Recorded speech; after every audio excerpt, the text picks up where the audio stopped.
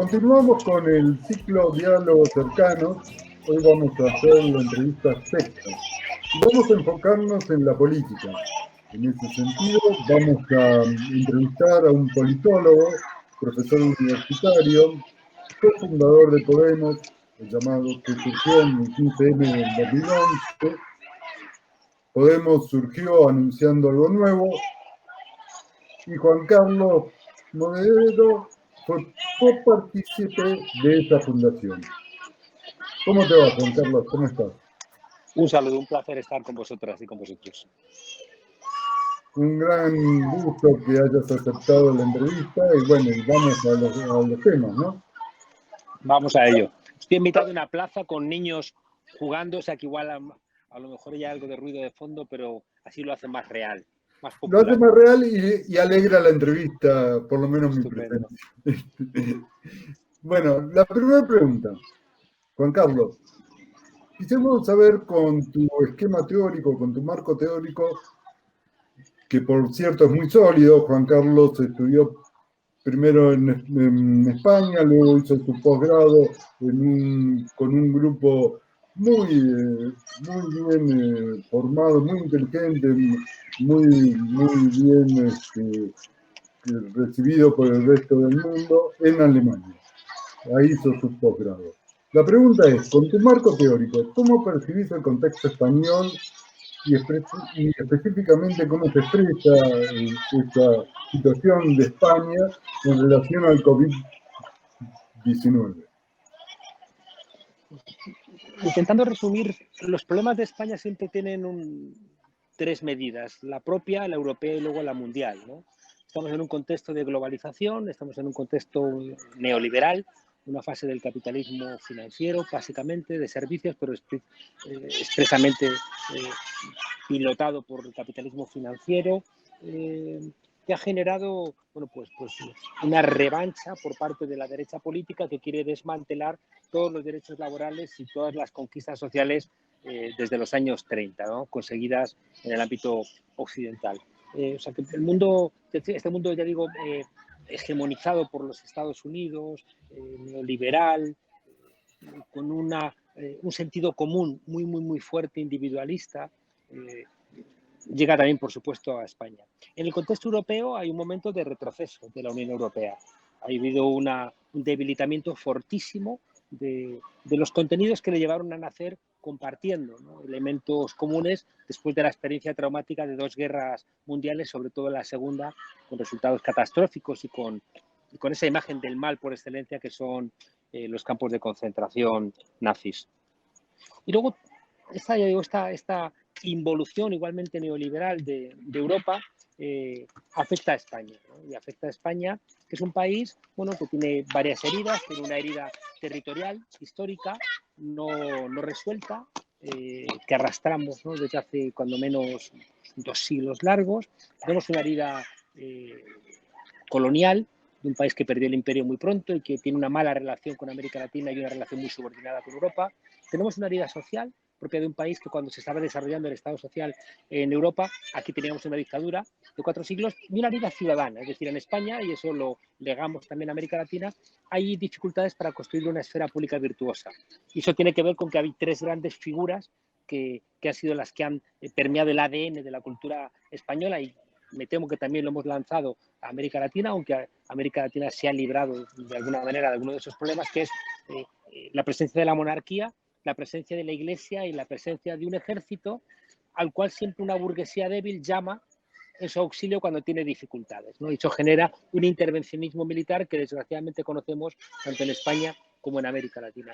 En ese contexto, ya digo, de debilidad estructural e institucional, en España ha ocurrido algo mágico, y es que por ese empuje del 15M, ese empuje de los indignados que disolvió el bipartidismo en España, pudo emerger después una fuerza política con una agenda claramente post-neoliberal y en el fondo post-capitalista, que reniega del bipartidismo, que reniega de la monarquía, que reniega del neoliberalismo, que reniega de esas heridas que arrastra España, territoriales, sociales, ciudadanas, coloniales, y sobre todo, ¿no?, que plantea la necesidad de repensar los fundamentos básicos de nuestra política en un momento de agresión medioambiental brutal, ¿no?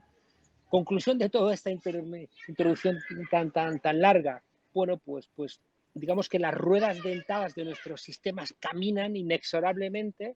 Es bastante probable que las salidas del post-COVID-19, igual que en todo el mundo, estén muy marcadas por esos surcos que ha venido dejando el modelo neoliberal, pero también han crecido los argumentos para confrontar a ese modelo post-neoliberal. La conclusión es que si no hiciéramos nada, las salidas en España, ya digo, con esas debilidades institucionales y con ese marco de la globalización neoliberal, pues no nos permitirían ser muy optimistas, ¿no? Al revés, nos obligarían a ser pesimistas. Pero de la pandemia salimos con los argumentos de lo público mucho más sólidos. La gente se ha dado cuenta de que sin una sanidad pública estamos vendidos, estamos perdidos. La gente se ha dado cuenta de que sin una integración regional, allá en vuestro continente con la UNASUR, desmantelada por la derecha, y aquí con una Unión Europea también marcada por elementos sociales, sin esos elementos regionales no podemos pelear en un mundo global tan inclemente, ¿no? Con la emergencia de China, con la lucha con Estados Unidos, con Rusia, te digo, con esos mercados que son inclementes. La idea final es que decía un maestro mío, Jesús Ibáñez, que la antesala de cualquier revolución, y necesitamos una revolución, y que nadie piense que la revolución es asaltar el Palacio de Invierno o que la aurora bombardee, ¿no? La fortaleza de los zares. No. Una revolución es hacer posible lo imposible. Por ejemplo, una revolución es que demos una respuesta al cambio climático, que no lo estamos haciendo. Una revolución es que no sean innecesarios ni como productores ni como consumidores 2/3 de la humanidad. Una revolución es que no ocurra otra vez como en Argentina, que venga un Macri y desmantele más de una década de conquistas sociales y genere, como en una máquina insaciable, pobres y más pobres. Esa es la revolución que necesitamos, que ya dijo Lula en su día, que la revolución en América Latina, en el caso concreto de Brasil, era comer 3 veces al día. Bueno, pues decía Jesús Ibáñez que la antesala de la revolución, de cualquier revolución, siempre es una gran conversación.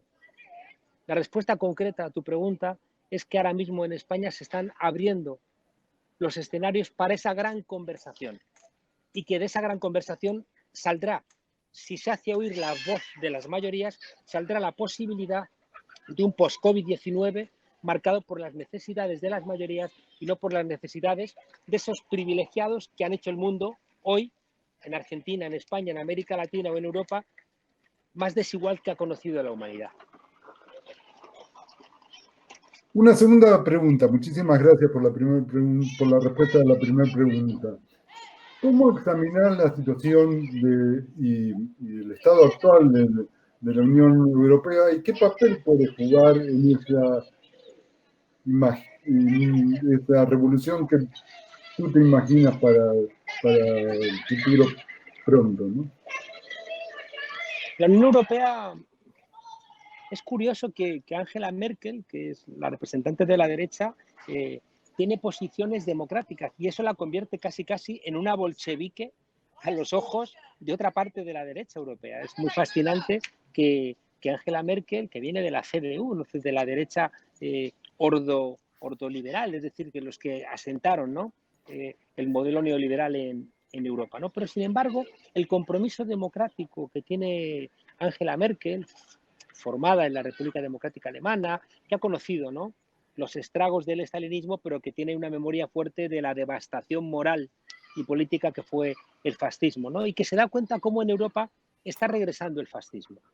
La extrema derecha está regresando a todos nuestros países, igual que está Donald Trump en los Estados Unidos, con una política que ha arrasado, ¿no?, incluso con los elementos más democráticos del Partido Republicano, como estamos viendo ahora mismo en la convención que está teniendo lugar ahora mismo allí.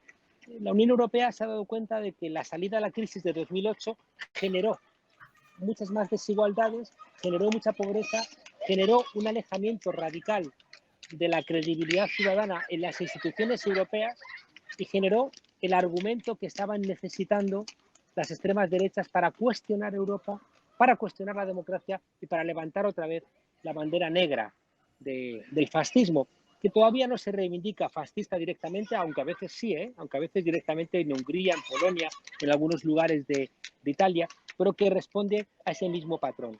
Creo que hemos tenido la fortuna de que este gobierno de coalición del Partido Socialista y de Unidas Podemos en España ha sido capaz de impulsar una alianza de los países del sur de Europa, junto con Portugal, junto con Italia, junto con Grecia y España, que es la cuarta economía del euro. Ya no es un país pequeñito como ocurrió con Grecia en su momento, que le rompieron la columna vertebral sin ningún tipo de pudor. Con España no pueden porque es el 13% del Producto Interior Bruto de la Unión Europea. Grecia era apenas el 3%, ¿no? Una cosa chiquitita, era como la Comunidad de Madrid, ¿no?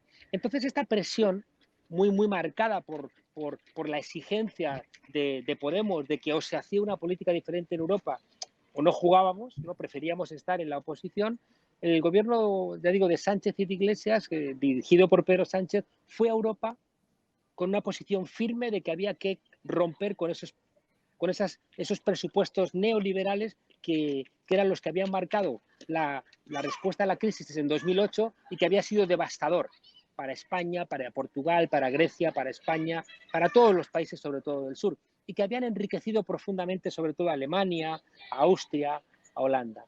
Bueno, pues gracias a estas presiones, gracias a que Angela Merkel se ha dado cuenta de que está habiendo un crecimiento muy fuerte de la extrema derecha por la inanición, por la dejación de funciones de la Unión Europea, y gracias a que ha habido inteligencia y se han dado cuenta de que la salida de 2008 no fue la adecuada, se ha puesto en marcha ahora una política diferente. Y la Unión Europea ha liberado más de 140.000 millones de euros en lo que se llama una suerte de plan Marshall. Es un poco excesivo y luego las comparaciones siempre son falsas. Pero sí que es cierto que se han liberado muchísimos capitales para España, para Francia, para Italia, para Portugal. Estamos hablando de un total de más de 700.000 millones de euros que van a permitir algo que es un punto de inflexión y que ojalá esto que hemos conseguido en Europa se pudiera hacer en América Latina, pero para eso habría que recuperar la UNASUR, porque eso la OEA nunca lo va a hacer. Y es que hemos mancomunado nuestras deudas. Es decir, el gran logro de una cumbre de hace apenas un mes, donde se decidió por parte de los países ricos y los países que tienen más problemas, se decidió que las deudas, el dinero que se va a emitir para salir de la crisis del COVID-19, van a ser deudas compartidas de todos los países europeos. Y eso es un salto de gigante. Siempre explicamos a los alumnos que cuando nace la Unión Europea se compartía la nevera. Y al compartir la nevera, pues igual después decides compartir un día la comida o la cena. Y luego a lo mejor incluso compartes el dormitorio.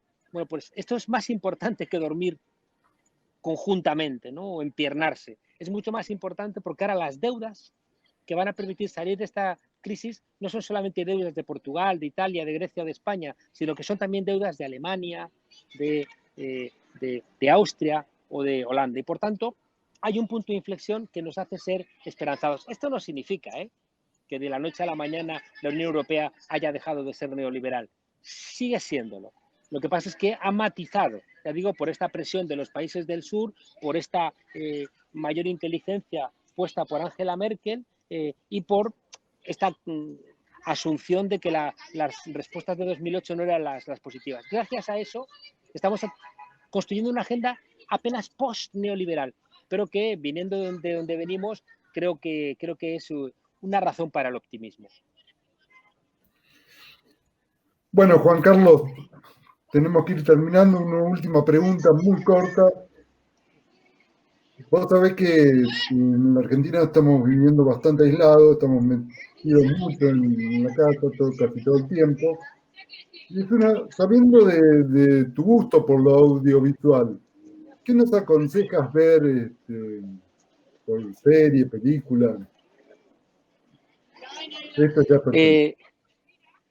Yo a la gente le recomiendo que haga deporte en casa, que haga deporte. Nosotros somos disciplinados y después hay algunas series obligatorias, ¿no? Es decir, que hay una serie norteamericana que se llama The Good Fight, La Buena Lucha, que ocurre casi en tiempo real, en una pelea contra la América de Donald Trump, de un despacho de abogados, que es muy recomendable, ¿no?